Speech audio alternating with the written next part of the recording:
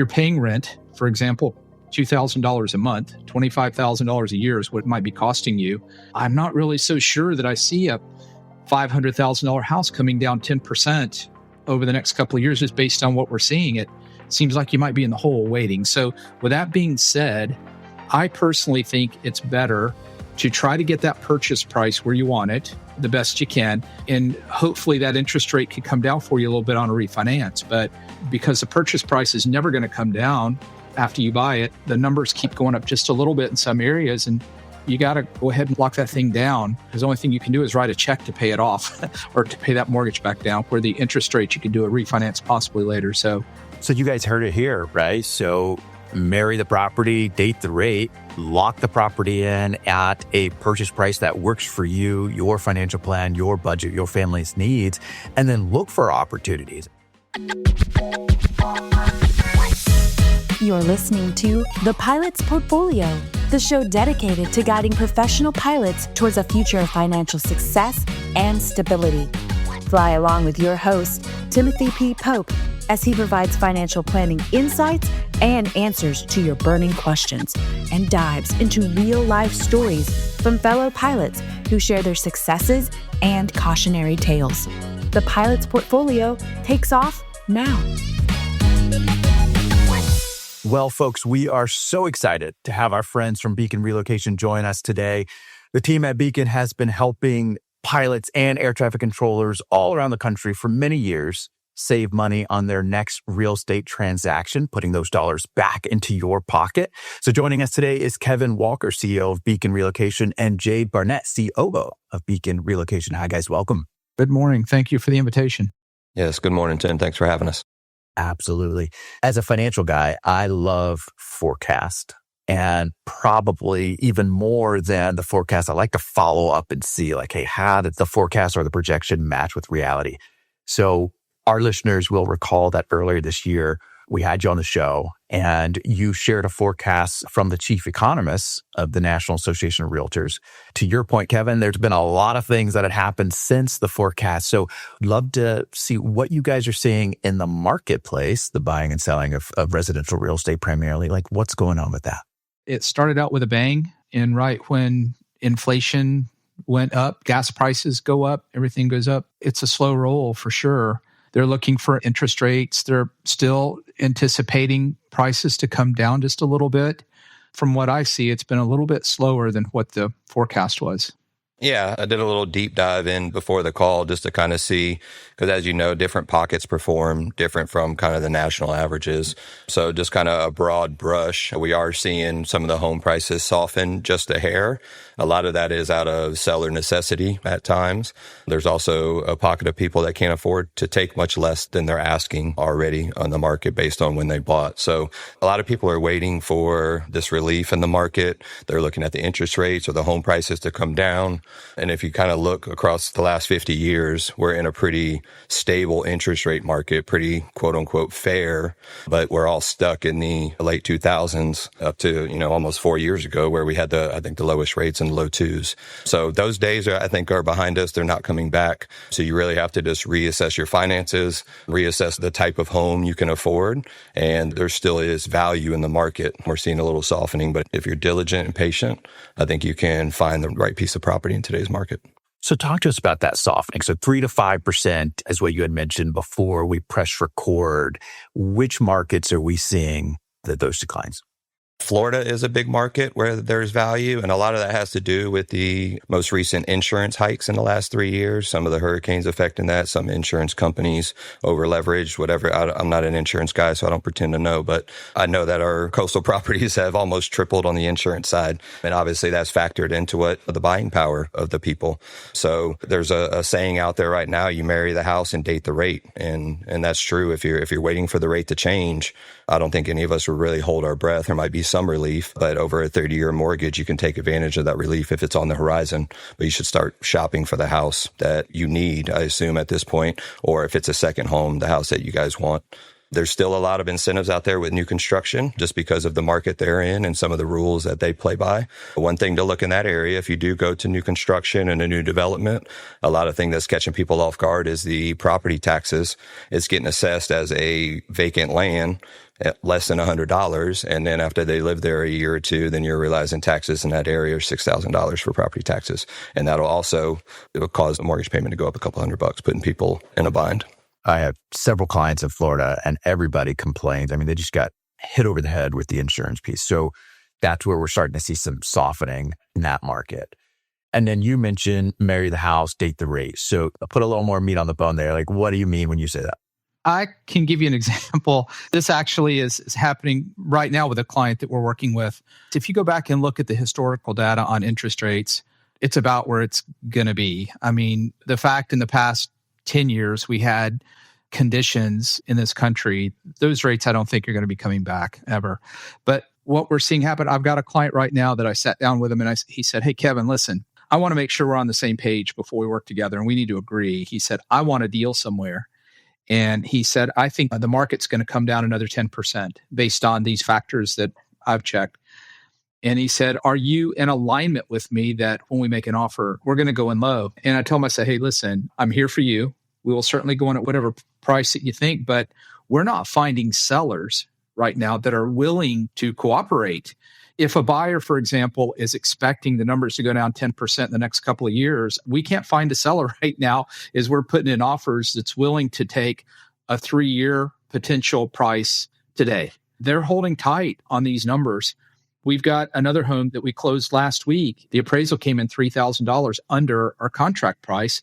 Of course, we went back to the seller and asked them to reduce the price, and they wouldn't do it. They split the difference with it, but they were going to withdraw. The buyer was willing to withdraw over that.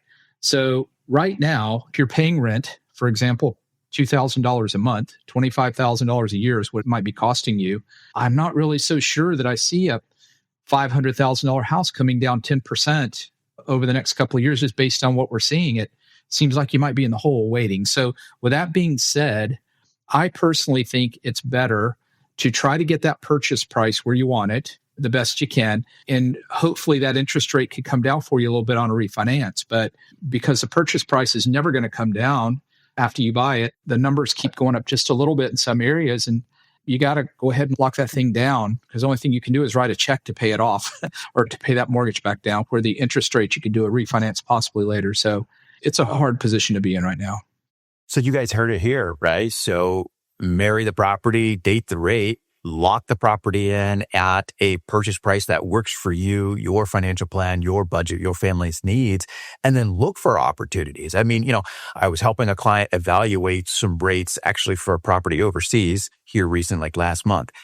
And we're going back and forth with the broker. And I'm saying, hey, some of these fixed products kind of look attractive. And the broker says, well, look, if you look over the past 20 years, you can see that the rates were much lower within this time frame. We think there's some more room. I'm like, do you know what happened in the last 20 years? And you got the global financial crisis. You've got the European debt crisis, which lasted quite a long time. You had COVID, then you had Brexit. And there's all this pain that's associated with really low interest rates.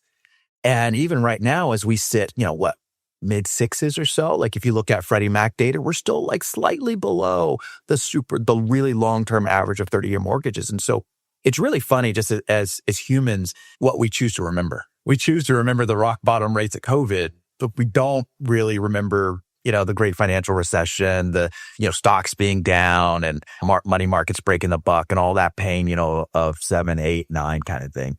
So, that's interesting. So I like that, right? So marry the property and then date the rate, look for opportunity there. I purchased a new home in December. Didn't have to, but it was something we wanted, and purchased an investment property last October. So there are still some opportunities out there if you watch for them. Yeah. You mentioned something I want to come back on. New construction incentives. What are we seeing with new construction? I just had a client 2 months ago buy new construction. What kind of incentives are we seeing? A lot of these guys, if they're sitting on, and girls, if they're sitting on inventory, they have a lot of cash incentives, and what they can do with that cash obviously is up to the type of buyer that walks in the door. Most attractive now is when they're taking that $20,000 incentive cash that they have and buying down the rate, and people are walking out the door with a number in the low 4s, high 3s, and they felt like they won the lottery. So that's happening in some pockets. I believe Dallas and San Antonio, I've seen those kind of incentives incentives come across our desk for some of the buyers out there shopping. I mean, they're just crazy. I'm not in the market now, but if I was, I'd probably look there first because there's a lot of money on that table. And if you can get that interest rate right and the price right, it makes a lot of sense. Those are also the pockets where some of those taxes can be the issues. So you have to factor that in on the front end. So don't just go after the shiny penny without doing your homework. But that money there can furnish the house, buy down the rate. There's a lot of things that cash at the table can do. And you can do that with your own cash as well if you have it. So once you find the right price, to you guys' point, go ahead and manipulate the mortgage side of it to work for you, either short term or long term. And you can do that with lumping a bunch of cash or putting very little cash down and wait and seeing if the rate's going to drop and hit the refi. But there's a lot of different ways to skin that cat, like you mentioned. We had a buyer last week that we closed, and the builder, it was contingent on using their lender. And their lender and the builder is basically under one umbrella. But they bought the rate down, 30-year rate down to 4.99%. Mm-hmm. So for 30 years, we are seeing those with new construction. That's a place to look. One thing with the taxes, I mean, if somebody's thinking about, just so you're not surprised after you buy the new construction, you can look at your purchase price, look in the area, look at an existing home around a similar purchase price, go to Zillow and look and see what they've been assessed on taxes, just so you can be aware and not be surprised when that tax assessment jumps up. Kevin, I want to ask you this. New construction, do I need a realtor? Just can I go in and go to the buyer directly and say, hey, look, I'm interested in buying. Let's make a deal. Yeah, great question. No, you don't need a real estate agent. There's an on-site agent there that's more than happy to talk to you, but keep in mind, they are typically representing the seller, the builder. If you go in without a real estate agent, you have zero representation. So it's best to have a real estate agent when you go in new construction, in my opinion. Absolutely. I'd agree 100%. I was working with somebody who they had started talking to the builder and the builder's agent. And I'm like, no, man, I want somebody who works for you. At the end of the day, this dual agency, I know it can happen, but I'm old school, I guess, and I want them working just for you. And what they uncovered was the agent was able to uncover some of that incentive that you were talking about, Jade. Hey, there was more cash on the bone to be able to drive down that rate versus, the builder's agent may not have been able to do or willing to do that, right? So I agree that you should, even new construction, get yourself a realtor. I want to talk about this. It's not happening as much as it has in the past, COVID days kind of thing. But what should buyers do if they find themselves in a multiple offer situation? Because we've had some clients who actually, it's funny, they were in Florida, Jade, and they had multiple offers and the property sold very quickly. It shocked everybody. So what should buyers do? You got high interest rates.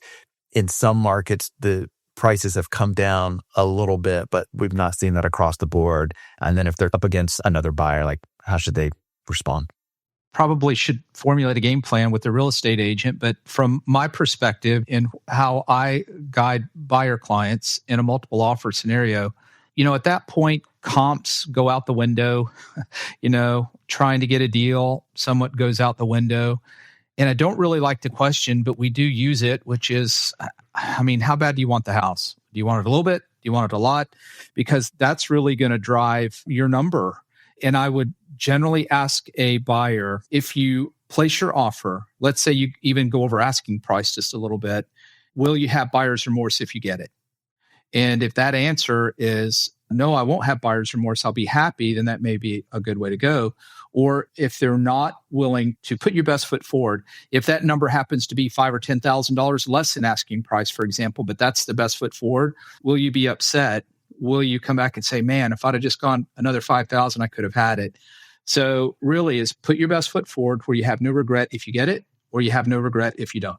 That's the best advice I could give somebody.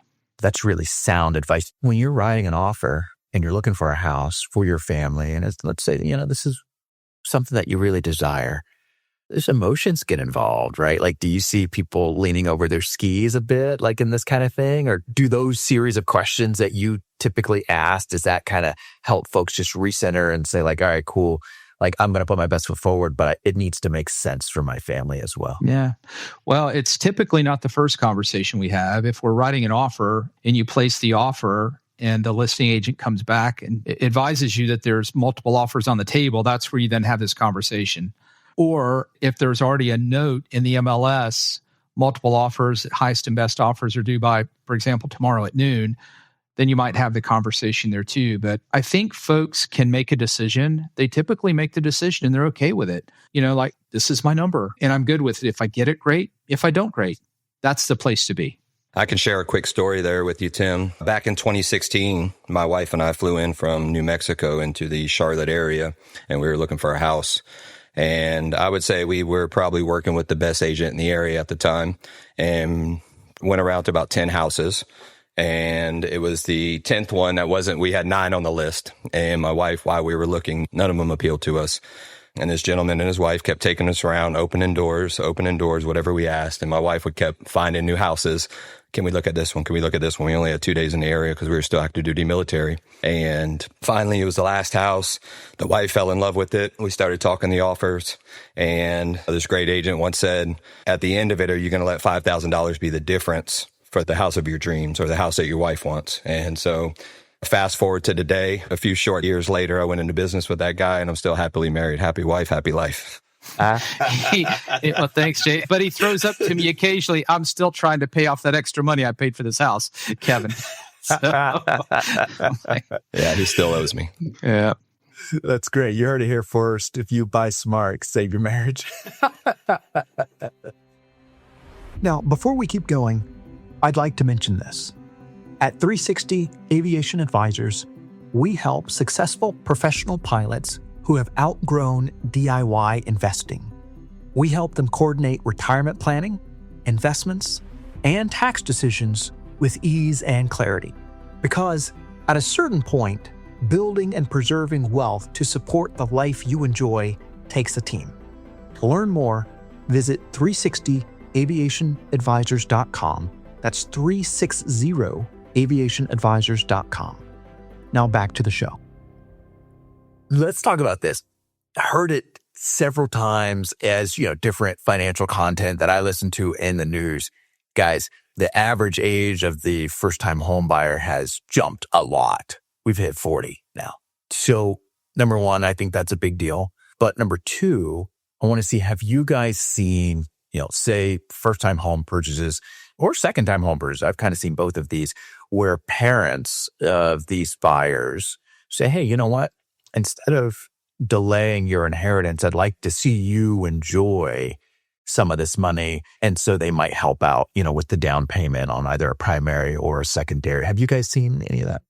We have seen a little bit of that. It was very prominent back when equity was easy to get a hold of and cheap to borrow money against the houses as the prices were going up. But now, just with income in the families and the generations getting older and it being harder for the younger generation to be a first-time home buyer. Like you mentioned, the age is now 40.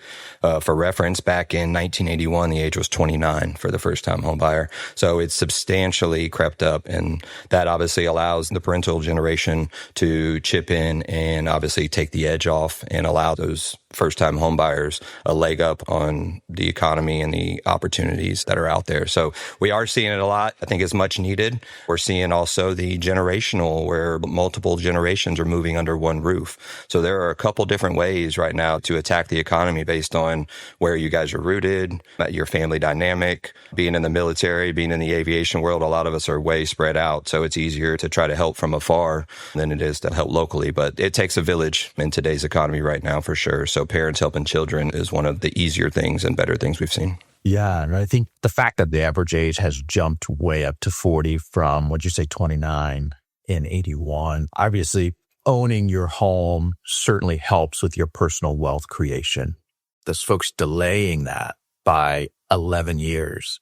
That being said, all is not lost for our listeners, especially if you're at the major airline, you're getting the 18% NEC. So that wasn't happening in 1981 either. So there's some wealth being built in that retirement account. But that's a big deal. I'd say so for somebody who's thinking about buying a home, and perhaps your parents had mentioned to you in the past that they're willing to help or, in some capacity, that might be an opportunity to mention, to see where they are, if they're willing to help you with the down payment. In the Wall Street Journal, I've been seeing where parents are buying homes for their children. Now, I have not seen that yet. There's an opportunity there. Or on the flip side, not the receiving side, but maybe the gifting side. So for parents that are listening and you're kind of trying to think like, hey, I have this wealth. I want to be good stewards of this wealth. And, how can I help my children? How can I give it to them smartly without spoiling them? That's a conversation I have with a lot of clients. Well, maybe help with the first down payment on a home could be, number one, you get to see them enjoy it. Number two, it's not just cash, right? I think what's maybe most important is that you're helping them at a time in life where possibly they need it most versus when in an inheritance situation, they could be well established and it's like, hey, thanks, but I could have used this they'll be grateful. I could have used this like when I was getting started, right? So I think there's a lot of ways to come up with the right solution for families today, given the prices, the interest rates, and the age of first-time home buyers. Tim, I'll share a quick story. It's not mine. I'd have to give credit to a real estate podcast that I've listened to in the past, Bigger Pockets.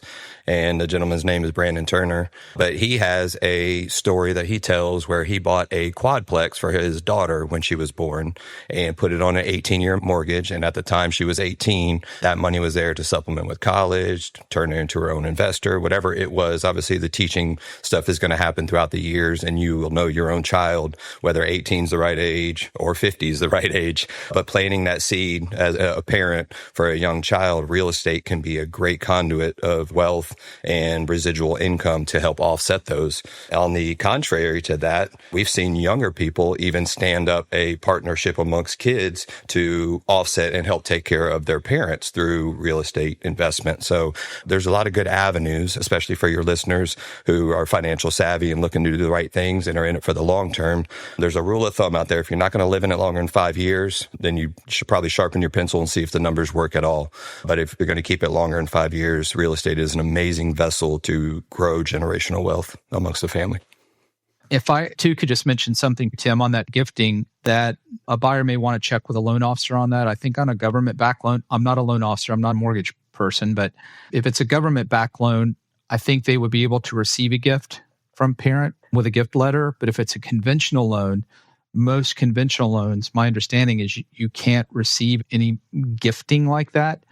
But if it is going to be a gift, possibly from mom to the child purchasing the home, put that money in there several months in advance into their savings account to where when you do apply for the loan, the money's already there. You don't have to account for it. And they may go back 2 or 3 months on a statement. So with that, if someone's thinking about receiving funds, they may want to check with a loan officer to see the best way to do that before they make an offer and then are disappointed.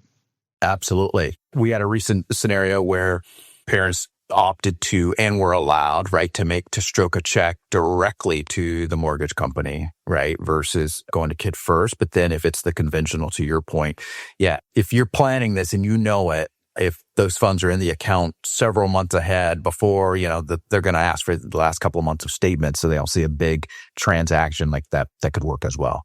Yeah, we also had a new example in the kind of with the cryptocurrency. One of our clients came in with cryptocurrency, and then from the lending aspect, as Kevin was alluding to, that money needed to clear the crypto, convert into dollars, and then sit and season in the account for an extended period of time. And I think it was 3 to 6 months. Obviously, it can put a damper on your moving if you don't know those timelines and when to move it. I think that law in that world is advancing rather rapidly. I don't know enough to speak on it, but if any of your listeners do plan on converting any of that or using some of that in the near future, converting it to US dollars and seasoning, I think is still a requirement. So double check that if you plan on converting. Let's talk about this. I've been reading some headlines about legislative push to stop large corporate investors from owning and renting single-family homes. I think we saw a lot of buy-up, especially when money was cheap here. Is this going to have an impact on people? Or what impact, maybe I should ask?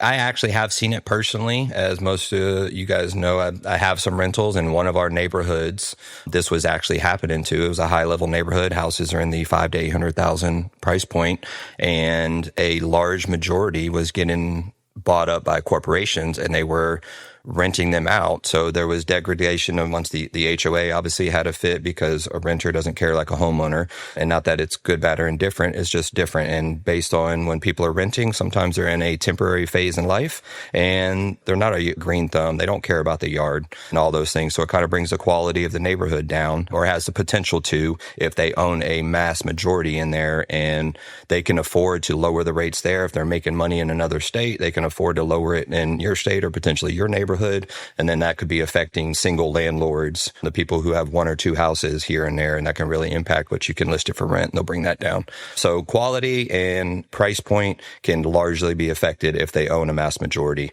What I do know is our HOA that I'm referencing abruptly stopped it, and you had to occupy the home for a year prior to renting it. That's how they ousted those companies from being able to buy them up sight unseen without moving into them. So that was one way the local HOAs could fix it, is required a year of occupancy. I'm glad to see that the legislature stepped in, because obviously, as we're all competing as individuals, if we were competing against corporations, we'd be at a huge disadvantage.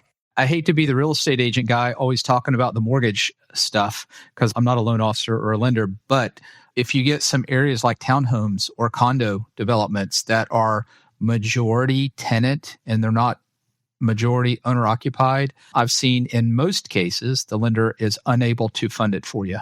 So you have to watch for that.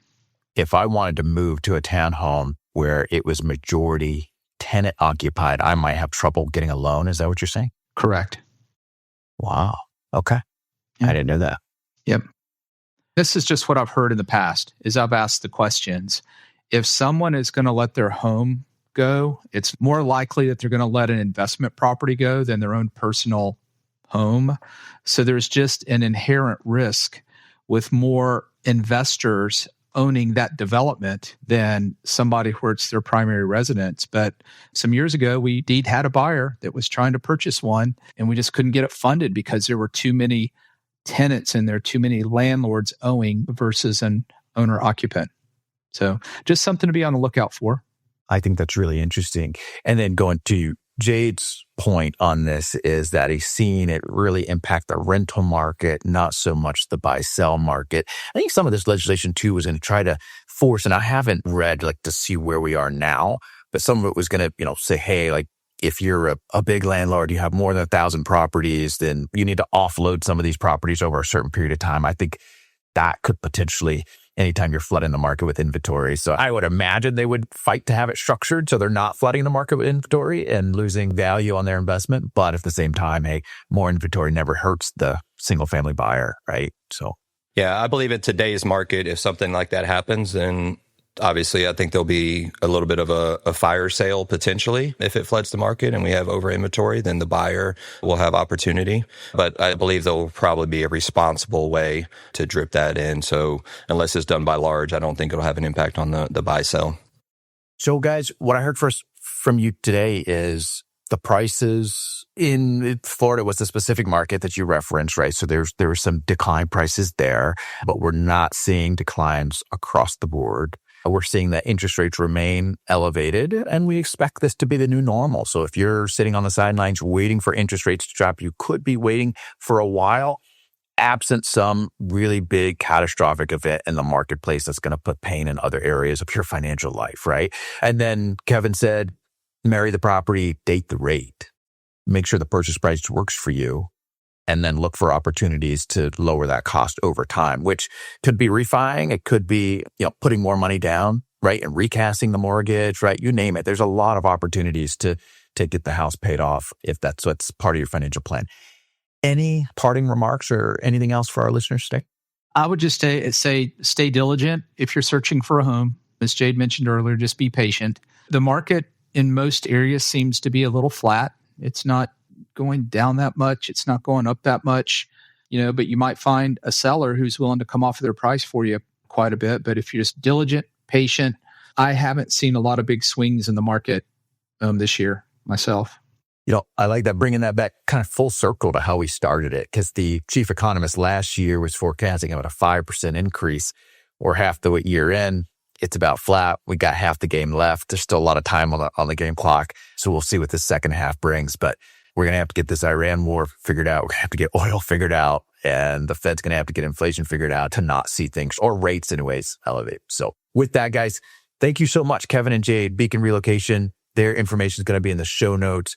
Go to their website, fill out the little card, send them a note, and you guys get started saving you guys money back in your real estate transaction. Always happy to have you on the show. Thank you. Thank you, Tim. Thank you for joining this episode of Pilot's Portfolio. If you found this information helpful, spread the word and share it with a Pilot buddy. Or if you have questions and there's something that you would like to hear discussed on the show, send us an email. You can find the address in the show notes. For those of you who are ready to learn how we help professional pilots with their financial planning needs, schedule an appointment. Until next time, keep the shiny side up, and we'll see you on the next episode. Pilot's Portfolio is hosted by Timothy P. Pope. Timothy P. Pope is principal owner of 360 Aviation Advisors. 360 Aviation Advisors is a registered investment advisory firm regulated by the state of North Carolina in accordance and compliance to the securities laws and regulations. 360 Aviation Advisors does not render or offer to render personalized investment or tax advice through Pilot's Portfolio. The information provided is for informational purposes only and may not be suitable for all investors and does not constitute financial, tax, investment, or legal advice. All investments involve a degree of risk, including the risk of loss.